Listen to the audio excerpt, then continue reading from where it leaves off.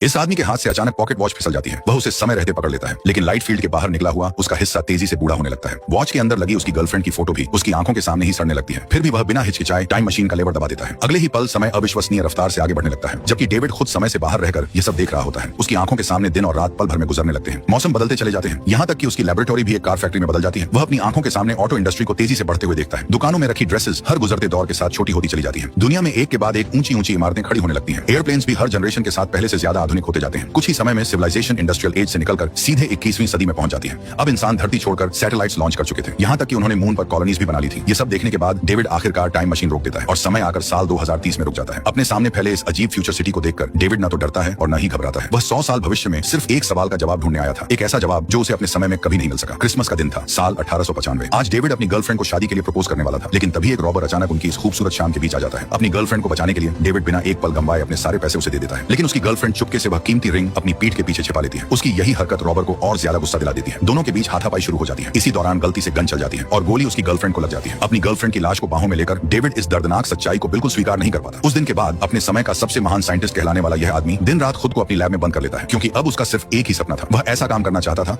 जो आज तक किसी ने नहीं किया था, एक टाइम मशीन बनाना, ताकि वह अतीत में जाकर इतिहास बदल सके। अपने जुनून और असाधारण बुद्धिमानी के दम पर डेविड सिर्फ 4 सालों में सचमुच एक टाइम मशीन बना देता है। वह उसी रात वाले कपड़े पहनता है जिस दिन वह अपनी गर्लफ्रेंड को शादी के लिए प्रपोज करने वाला था। फिर मशीन का डायल उसी पल पर सेट करता है और अपनी गर्लफ्रेंड की फोटो साथ लेकर मशीन में बैठ जाता है। सब कुछ तैयार होने के बाद वह बिना एक पल गंवाए लीवर खींच देता है। अगले ही पल मशीन पूरी ताकत के साथ चलने लगती है। उसके अंदर लगे बारीक गियर्स पहले से भी तेज घूमने लगते हैं। फिर अचानक मशीन से एक तेज रोशनी निकलती है और हैरानी की बात यह थी कि घड़ी की सुइयां सचमुच उल्टी दिशा में घूमने लगती हैं। जब डेविड दोबारा अपनी आंखें खोलता है तो वह फिर से उसी रात पहुंच चुका होता है जिस रात वह अपनी गर्लफ्रेंड को शादी के लिए प्रपोज करने वाला था। वह अपनी आंखों पर यकीन नहीं कर पा रहा था। उसने भावुक होकर उसे सीने से लगा लिया, लेकिन इस वक्त सबसे जरूरी बात वहां से सुरक्षित निकलना थी। उसने तुरंत अपनी गर्लफ्रेंड का हाथ पकड़ा, उसे लेकर एक गाड़ी तक गया और दोनों जल्दी से उसमें बैठ गए और दोनों शहर के भीड़ भाड़ वाले इलाके की तरफ निकल जाते हैं। डेविड को लगता है कि अब वे दोनों पूरी तरह सुरक्षित हैं, लेकिन उसे बिल्कुल भी अंदाजा नहीं होता कि जैसे ही वह फूल खरीदने के लिए उसे कुछ कदम दूर जाता है, उसी वक्त एक बेकाबू कैरेज फिर से उसकी दुनिया उजाड़ देती है। इस बार भी उसकी गर्लफ्रेंड की मौत हो जाती है, लेकिन सबसे ज्यादा उसे इस बात ने तोड़ दिया कि वह जितनी भी बार अतीत में लौट कर गया, हर बार उसकी गर्लफ्रेंड किसी न किसी अलग हादसे में मर गई। तभी डेविड को आखिरकार समझ आ जाता है कि वह इतिहास को बदल ही नहीं सकता, लेकिन इसके बावजूद वह हार मानने को तैयार नहीं था। अगर अतीत में जाकर वह उसे नहीं बचा सकता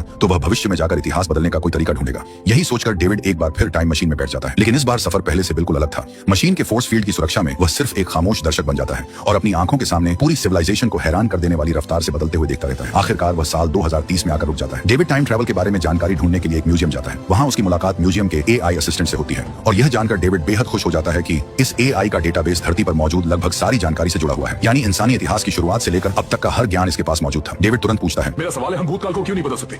क्योंकि भूतकाल में जाना नामुमकिन है। तब डेविड सोचता है कि शायद इस दौर की टेक्नोलॉजी अभी इतनी विकसित नहीं हुई है, इसलिए वह फिर से टाइम मशीन में बैठ जाता है। वह 100 साल आगे जाने वाला ही होता है। तभी अचानक मशीन जोर जोर से हिलने लगती है। वह घबरा जाता है और जल्दी से मशीन को साल 2037 पर रोक देता है और उसके सामने का नजारा देखकर डेविड पूरी तरह हैरान रह जाता है। सिर्फ 7 सालों में वह चमकता हुआ फ्यूचर सिटी खंडहरों में बदल चुकी थी। उसी समय वहां पेट्रोलिंग कर रहे कुछ ऑफिसर्स डेविड को देखकर उसे गिरफ्तार करने के लिए आगे बढ़ते हैं। डेविड हैरान होकर खुद को छुड़ाने ही वाला होता है कि तभी उसकी नजर आसमान पर पड़ती है और जो चीज वह देखता है उसे देखकर उसके होश उड़ जाते हैं। डेविड घबराकर पुलिस अधिकारी से पूछता है, आखिर यहाँ चल क्या रहा है? तब ऑफिसर बताता है कि मून कॉलोनी बनाने के लिए किए गए विस्फोटों ने चांद की कक्षा बिगाड़ दी और आखिरकार चांद टूटने लगा और जैसे ही चांद का गुरुत्वाकर्षण खत्म हुआ, धरती पर लगातार ज्वालामुखी, भूकंप और सुनामी आने लगे। मौका देखकर डेविड वहां से भाग निकलता है और सीधे अपनी टाइम मशीन की तरफ दौड़ पड़ता है, लेकिन जैसे ही वह लीवर खींचता है एक और भयंकर झटका आता है। डेविड अपना संतुलन खो देता है और बेहोश होकर गिर पड़ता है, लेकिन उसके बेहोश होने के बाद भी टाइम मशीन पूरी रफ्तार से चलती रहती है। अब उसे नियंत्रित करने वाला वहां कोई नहीं था। समय अब रोशनी की रफ्तार से भी तेज आगे बढ़ने लगता है। पलक झपकते ही डेविड के चारों ओर की दुनिया एक उजड़े हुए अपोकलिप्स में बदल जाती है, लेकिन इसके बाद भी समय रुकता नहीं। सदियां गुजर जाती हैं, नदियां पहाड़ियों में बदल जाती हैं, पहाड़ समतल मैदान बन जाते हैं, फिर धरती एक बार फिर नए आइस एज में प्रवेश कर जाती है। इन तमाम बड़े बदलावों के बाद धरती पर एक बार फिर जीवन लौट आता है और पहले से कहीं ज्यादा आजाद होकर फैलने लगता है। पता नहीं कितना समय बीतने के बाद डेविड को थोड़ी देर के लिए होश आता है, लेकिन वह फिर से बेहोश होने लगता है। बेहोश होने से पहले वह अपनी बची हुई आखिरी ताकत से टाइम मशीन को बंद कर देता है। इसी के साथ समय आकर साल 8,02,701 में रुक जाता है। जब डेविड दोबारा होश में आता है तो वह खुद को एक अनजान कमरे में पाता है। जैसे ही वह बाहर निकलता है उसके सामने का नजारा देखकर वहीं ठिठक जाता है। वह एक ऊंची खड़ी चट्टान के किनारे खड़ा था। जहां तक उसकी नजर जाती है पूरी चट्टान अजीब सी लकड़ी की झोपड़ियों से ढकी हुई थी। लोग रस्सियों की सीढ़ियों और जिप लाइंस की मदद से ऊपर नीचे आ जा रहे थे। 8 लाख साल बाद इंसान सिर्फ जिंदा ही नहीं बचे थे, बल्कि उन्होंने फिर से एक आदिवासी सभ्यता बसाकर अपनी नई दुनिया बना ली थी। उसी समय एक आदिवासी लड़के की नजर डेविड पर पड़ती है और कुछ ही देर में आसपास के सभी गांव वाले वहां इकट्ठा हो जाते हैं, लेकिन भाषा अलग होने की वजह से डेविड उनकी एक भी बात समझ नहीं पाता। तभी मारा नाम की एक महिला उससे बात करती है। हैरानी की बात यह थी कि वह डेविड की भाषा समझ सकती थी। उसी ने डेविड की जान बचाई थी और उसे अपने कबीले में लेकर आई थी। वह डेविड से पूछती है, सच सच बताओ तुम कहां से आए हो? डेविड जवाब देता है, मैंने एक ऐसी मशीन बनाई है जो समय में यात्रा कर सकती है। मैं पास्ट से आया हूं। लेकिन डेविड की यह हैरान कर देने वाली कहानी किसी के भी गले नहीं उतरती, इसलिए मारा उसकी बात का अपने तरीके से अनुवाद करती है। वह गांव वालों से कहती है कि डेविड किसी दूसरे कबीले का आदमी है जिसे वहां से निकाल दिया गया था और भागते समय वह चट्टान से नीचे गिर पड़ा। यह सुनते ही गांव वालों का सारा शक दूर हो जाता है। रात होते ही चट्टान पर बनी सारी झोपड़ियां हजारों लालटेन की तरह जगमगाने लगती हैं। मारा के घर ठहरा हुआ डेविड अनजाने में आसमान की तरफ देखने लगता है। वह देखता है कि टूटा हुआ चांद अब भी आसमान में टंगा हुआ था और तारों से भरे आसमान के बीच उसका यह बिखरा हुआ रूप भी किसी अजीब खूबसूरती से कम नहीं लग रहा था। यह नजारा देखकर डेविड धरती की खुद को फिर से संभाल लेने की अद्भुत ताकत पर हैरान रह जाता है। अगले दिन मारा डेविड को 8 लाख साल पुराने कुछ खंडहर दिखाने ले जाती है। वह बताती है कि उसने इंग्लिश अंदर रहने वाले वाइज वन से सीखी है, लेकिन उस इमारत को देखते ही डेविड उसे तुरंत पहचान लेता है। वह कोई और नहीं बल्कि साल 2030 वाला वही म्यूजियम था। इसके बाद मारा उसे कबीले के फार्म पर लेकर जाती है, जहां लोग हवा की ताकत का इस्तेमाल करके खेती और दूसरे काम करते थे। ऊपर से देखने पर सब कुछ शांत और खुशहाल दिखाई देता था, लेकिन तभी पास ही किसी जंगली जानवर की दहाड़ जैसी एक अजीब आवाज गूंजने लगती है। डेविड तुरंत उसकी तरफ दौड़ पड़ता है, लेकिन तब तक जंगल के अंदर से कुछ बेहद डरावने जीव बाहर निकल चुके होते हैं। उन्हें देखते ही गांव वाले डरकर भागने लगते हैं, क्योंकि धरती पर सिर्फ इंसान ही जिंदा नहीं बचे थे। 8 लाख सालों में एक और भयानक शिकारी प्रजाति भी किसी अजीब म्यूटेशन की वजह से विकसित हो चुकी थी। डेविड भी जल्दी से उठकर बाकी लोगों के साथ भागने लगता है, लेकिन तभी जमीन के नीचे से और भी कई मॉन्स्टर्स बाहर निकल आते हैं और उनका भागने का रास्ता पूरी तरह बंद कर देते हैं। अब लोगों के पास जंगल की तरफ वापस भागने के अलावा कोई रास्ता नहीं बचता। लेकिन सबसे अजीब बात यह थी कि वे हर किसी को पकड़ नहीं रहे थे। उनमें से कुछ खास मॉन्स्टर्स ब्लो डार्ट्स चलाकर लोगों को निशाना बना रहे थे। इन काले डार्ट्स में कोई जहर नहीं था, ये सिर्फ लोगों को चिन्हित करने के लिए इस्तेमाल किए जाते थे। जिस इंसान को डार्ट लगता उसे ताकतवर वर्कर क्रीचर्स पकड़ लेते और घसीटते हुए क्विकसैंड की तरफ ले जाते। तभी अचानक एक हॉर्न बजता है और उसी के साथ ये डरावना शिकार का खेल भी खत्म हो जाता है। डेविड बेबस होकर सिर्फ देखता रह जाता है जब एक मॉन्स्टर मारा को घसीटते हुए क्विकसैंड के अंदर ले जाता है। इसके बाद डेविड गुस्से में गांव वालों से पूछता है कि आखिर कबीले के आदमी इन मॉन्स्टर से लड़ते क्यों नहीं है। लेकिन कबीले का युवा चीफ इन सब का इतना आदी हो चुका था कि अब उसे यही सब सामान्य लगने लगा था, क्योंकि ये लोग हर 7 दिन में अंडरग्राउंड मॉन्स्टर्स के लिए पाले जाने वाले पशुओं की तरह थे।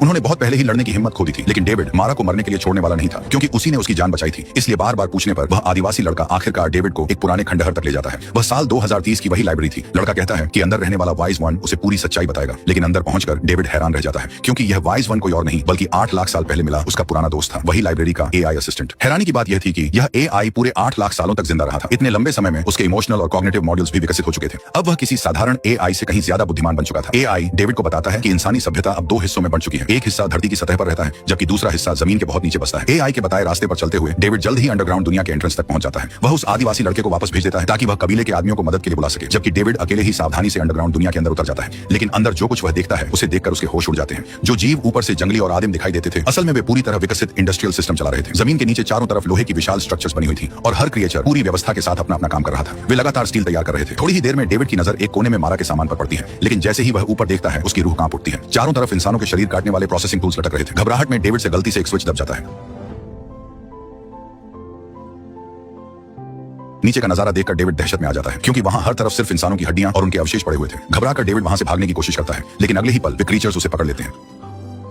हैरानी की बात यह थी कि वे उसे खाते नहीं हैं, बल्कि उसे एक बंद कमरे में कैद कर देते हैं। सीढ़ियां चढ़ते हुए डेविड की नजर एक पिंजरे पर पड़ती है। उसके अंदर मारा कैद थी, लेकिन उसकी हालत ऐसी थी मानो उसकी आत्मा ही खत्म हो चुकी हो। वह बिना कुछ बोले बस खाली निगाहों से सामने देखती रहती है। तभी एक आवाज आती है, थोड़ा और पास आओ, क्या मैं तुम्हें डराता हूँ। डेविड सामने देखता है, जहाँ एक सफेद चमड़ी वाला आदमी बैठा था। ऐसा लग रहा था मानो वह काफी समय से डेविड का इंतजार कर रहा हो। बिना कोई समय गंवाए वह सीधे अपनी पहचान बताता है। वह अंडरग्राउंड दुनिया का लीडर था और फिर बिना पूछे ही वह डेविड को इंसानी सभ्यता का सबसे बड़ा छिपा हुआ सच बताना शुरू कर देता है। लीडर डेविड को बताता है कि चांद के टूटने के बाद बीते इन 8 लाख सालों में जमीन के नीचे रहने वाले लोग अंधेरे माहौल और लगातार होने वाले संघर्षों के बीच हजारों लाखों पीढ़ियों तक विकसित होते रहे और आखिरकार उनकी प्रजाति 3 अलग अलग वर्गों में बढ़ गई। सबसे ताकतवर जो धरती की सतह पर जाकर इंसानों का शिकार करते हैं उन्हें हंटर्स कहा जाता है। जो जमीन के नीचे रहकर पूरे इंडस्ट्रियल सिस्टम को चलाते हैं वे वर्कर्स हैं और मैं उन सबका ब्रेन हूं, यानी उनका लीडर। हर बार जब एक ब्रेन मरता है तो उसका सारा ज्ञान अगले ब्रेन को सौंप दिया जाता है। इसी तरह लाखों सालों तक जमा होता हुआ यह ज्ञान उसे इतना विकसित बना चुका था कि अब वह इंसानों के दिमाग को भी अपने काबू में कर सकता था। वह धरती पर रहने वाले आदिवासियों के दिमाग को इस तरह नियंत्रित करता था कि उनके मन में कभी विद्रोह करने का ख्याल तक नहीं आता। वे अपनी मर्जी से उनकी खाने की चीज बनकर जीते रहते थे। यह भयानक सच सुनकर डेविड की पूरी दुनिया हिल जाती है। वह गुस्से में कहता है, यह प्रकृति के हर नियम के खिलाफ है। फिर वह डेविड की तरफ देखकर कहता है, क्या तुम्हें लगता है कि मैं तुम्हें नहीं जानता अलेक्जेंडर? मैं तुम्हारी यादों के अंदर झांक सकता हूं। अगले ही पल लीडर अपनी मानसिक शक्ति से डेविड को उसकी पुरानी यादें दिखाने लगता है। डेविड अपनी 1895 वाली लैबोरेटरी को फिर से देखता है। वह टाइम मशीन के अधूरे ब्लूप्रिंट्स देखता है। फिर वह अपनी गर्लफ्रेंड एमा को जिंदा देखता है और उनके साथ खेलते हुए उनके प्यारे बच्चों को भी। डैडी डैडी उनकी आवाज सुनकर डेविड धीरे धीरे टाइम मशीन के ब्लूप्रिंट्स नीचे रख देता है और उस खूबसूरत जिंदगी की तरफ बढ़ने लगता है। तभी लीडर कहता है, तुमने टाइम मशीन इसलिए बनाई थी क्योंकि एमा मर गई थी। अगर एमा कभी मरी ही नहीं होती तो तुम टाइम मशीन बनाते ही नहीं, और अगर मशीन बनी ही नहीं तो तुम अतीत में जाकर उसे बचाते कैसे? तुम खुद अपनी उस त्रासदी का नतीजा हो जिसे भागना चाहते हो। ठीक उसी तरह जैसे मैं भी एवोल्यूशन का एक अटल परिणाम हूं। लीडर की यह बातें सुनकर डेविड पूरी तरह टूट जाता है, क्योंकि यही असली टाइम पैराडॉक्स था। अपनी गर्लफ्रेंड को बचाने के लिए उसने जो कुछ भी किया वह शुरू से ही नामुमकिन था। इतने सालों तक वह सिर्फ खुद को झूठी उम्मीद देता रहा था। लेकिन हैरानी की बात यह थी कि लीडर वह टाइम मशीन वापस डेविड को लौटा देता है, क्योंकि उसके मुताबिक वह और डेविड दोनों एक जैसे थे। अगले ही पल वह अचानक लीडर को भी खींचकर मशीन के अंदर ले आता है, क्योंकि अब उसे एक नई बात समझ आ चुकी थी। अगर वह अतीत को नहीं बदल सकता तो वह इंसानों का भविष्य जरूर बदल सकता है। लेकिन ताकत के मामले में डेविड लीडर का मुकाबला नहीं कर सकता था। लीडर तुरंत उसका गला पकड़ लेता है और उसका सिर तेजी से घूम रहे गियर्स की तरफ धकेलने लगता है। अपनी जान बचाने के लिए डेविड मशीन का प्रेशर गेज तोड़ देता है। अगले ही पल मशीन मशीन के अंदर से भयंकर गर्मी का विस्फोट होता है। लीडर का शरीर लाइट फील्ड के बाहर हवा में अटक जाता है। मौका मिलते ही डेविड टाइम मशीन को पूरी रफ्तार से आगे बढ़ा देता है। अगले ही पल लाइट फील्ड के बाहर फंसा लीडर तेजी से बूढ़ा होने लगता है और सिर्फ कुछ ही सेकंड में उसका पूरा शरीर धूल बनकर बिखर जाता है। इसके बाद डेविड तुरंत टाइम मशीन को वापस मोड़ता है और मारा को उसके पिंजरे से आजाद कर देता है। फिर वह अपनी पॉकेट वॉच निकालता है, वही पॉकेट वॉच जो इतने सालों से उसके जुनून की निशानी बनी हुई थी। वह उसे उठाकर टाइम मशीन के गियर्स के बीच फंसा देता है। अगले ही पल टाइम मशीन तेज रोशनी के साथ फटने लगती है और डेविड मारा को लेकर बाहर की तरफ दौड़ पड़ता है। उधर लीडर की मौत होते ही वहां पहुंच चुके आदिवासी लोग उसके माइंड कंट्रोल से आजाद हो जाते हैं। उनकी हिम्मत वापस लौट आती है। वे समय रहते डेविड और मारा को गुफा से बाहर निकाल लेते हैं। इसी बीच खराब हो चुकी टाइम मशीन आखिरकार अपनी सीमा पार कर देती है। अगले ही पल उसमें जमा हुई भयानक एनर्जी फट पड़ती है। उस विस्फोट में आसपास मौजूद सभी अंडरग्राउंड क्रिएचर्स पल भर में राख बन जाते हैं और पूरी अंडरग्राउंड दुनिया हमेशा के लिए तबाह हो जाती है। आखिरकार धरती की सतह पर रहने वाले लोग सालों की गुलामी से हमेशा के लिए आजाद हो जाते हैं। डेविड फैसला करता है कि अब वह इसी दौर में रहेगा। लाइब्रेरी के एआई असिस्टेंट के साथ मिलकर वह आदिवासी लोगों को ज्ञान देना शुरू कर देता है। उनकी मदद से इंसानी सभ्यता की नई शुरुआत होती है और एक बार फिर इस धरती पर सिविलाइजेशन की लौ जल उठती है। डेविड का यही जुनून था जिसने उसे अपने द्वार के हर महान साइंटिस्ट से आगे पहुंचा दिया। उसी जुनून ने उसे समय के नियमों को छूने की ताकत दी, लेकिन यही जुनून उसे समय की अनंत धारा में भटकती हुई एक अकेली आत्मा भी बना गया।